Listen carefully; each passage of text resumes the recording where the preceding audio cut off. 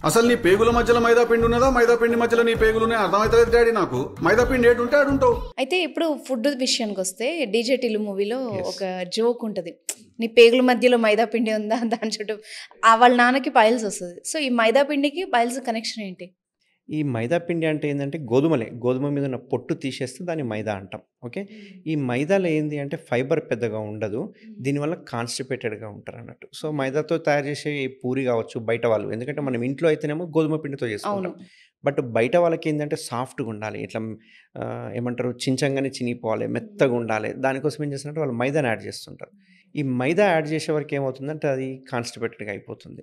దీనివల్ల సరైన మోషన్ రాదు. అందుకే మీరు చూసుకుంటే గనక ఇంట్లో తినే వాళ్ళకి, బయట తినే వాళ్ళకి చూసుకుంటే ఈ బయట తినే వాళ్ళకి ఎక్కువ కాన్‌స్టిపేటెడ్‌గా ఉంటారు. ఎందుకంటే వాళ్ళు అడల్టరేటెడ్ అంటే ఈ మైదా యాడ్ చేసినవి కావచ్చు.